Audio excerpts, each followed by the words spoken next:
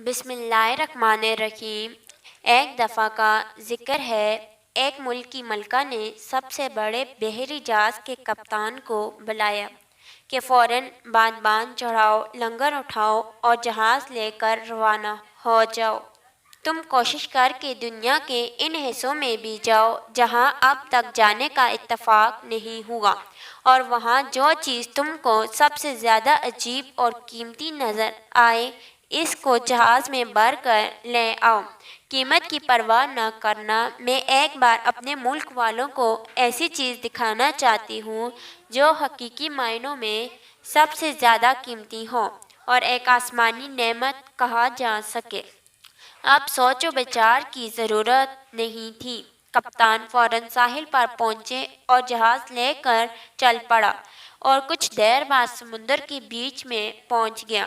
इसमें मौजूद तमाम सिपाहियों और कारकुनों को बुलाकर मशवरा किया कि कहाँ चलना है और क्या खरीदना है। जितने मुंह इतनी बातें। किसी ने कहा कि उम्दा रेशम से बढ़कर कोई चीज़ नहीं हो सकती। किसी ने कहा ज़ेवरात खरीदे जाएं जिनकी बनावट और साहत बिल्कुल नई हो, लेकिन इन सब चेमुगियों के दरमियान में एक कमज़ोर सा मल्लाह, जिसके बारे में कहा जाता था कि वो हमेशा फाका करता रहता है, किसी कदर हिचकिचाते हुए बोला, मालूम होता है तुम लोगों पर कभी बुरा वक्त नहीं आया, इसलिए तुम किसी चीज़ की सही कदर मंजिलत का अंदाज़ा नहीं कर सकते। जब तुम बुरी तरह भूखे या प्यासे हो तो कौन सा हीरा या मोती, जेवर या कपड़ा खा पी कर जिंदा रह सकते हो। इत्मीनान की ज़िंदगी के लिए खुराक का एक लुक़मा, पानी का एक घूंट और हवा में एक सांस सबसे ज़्यादा कीमती है। इसलिए खाने की चीज़ों की अहमियत सबसे ज़्यादा है, और खाने की चीज़ों में गेहूँ हमारे लिए बुनियादी ग़िज़ा है। दुनिया में इससे ज़्यादा कीमती चीज़ कोई नहीं। मैंने ज़िंदगी में बहुत से फाके करने के बाद ये राय कायम की है। अगर तुम भी इन पहलुओं पर गौर कर लो तो मेरे हम ख्याल हो जाओगे। सब लोग हैरान रह गए।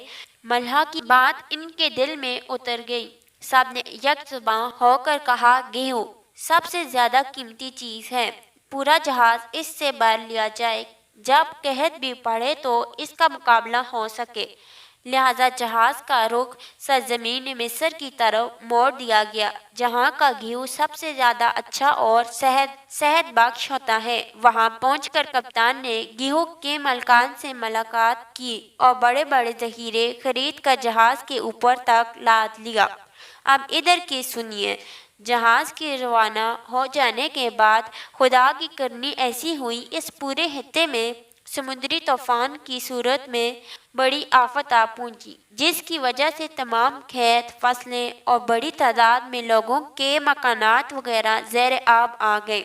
हालत यहाँ तक आ पहुंची कि वो हित्ता जहाँ रिस्क की कमी न थी, वहाँ के लोगों को फाका करने पड़ रहे थे। खुद मलका के गोदाम भी गले और दीगर खाने पीने की अशिया से खाली हो गए थे। ऐसे में वहाँ के लोगों समेत इस मलका के भी होश ठिकाने आ गए थे। इसकी सेहत दिन ब दिन गिरती जा रही थी। पूरे मुल्क में सख्त मायूसी की कैफियत फैली हुई थी, यहाँ तक कि एक बहुत दूर समुंदर के सीने पर जहाज़ के मस्तूल नज़र आए। बच्चे, बूढ़े, औरत, मर्द सब तरह तरह के ख्याली पुलाव पका रहे थे कि न जाने जहाज़ पर कौन सी चीज़ आएगी। ज़िंदगी में पहली बार दुनिया की सबसे कीमती चीज़ देखने के लिए सभी लोग बेताब थे।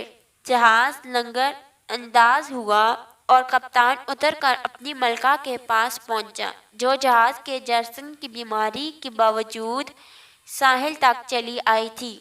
तो इसने कहा कि मैं एक बहुत कीमती चीज़ लाया हूँ जो हकीकतन ज़िंदगी का सहारा है। ये सुनकर मलका के चेहरे पर हैरानी फैल गई।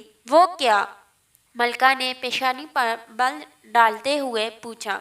आप इससे वाकिफ़ हैं, इसे कहते हैं गेहूं। इर्द गिर्द खड़े लोगों ने ये खबर सुनी। वो खुशी से चिल्ला उठे, गेहूं और गेहूं के नारे लगाने लगे। मलका ने अपने इर्द गिर्द के लोगों के ये तासुरात देखे तो इसके चेहरे पर मौजूद हैरानी की जगह मुस्कुराहट फैल गई।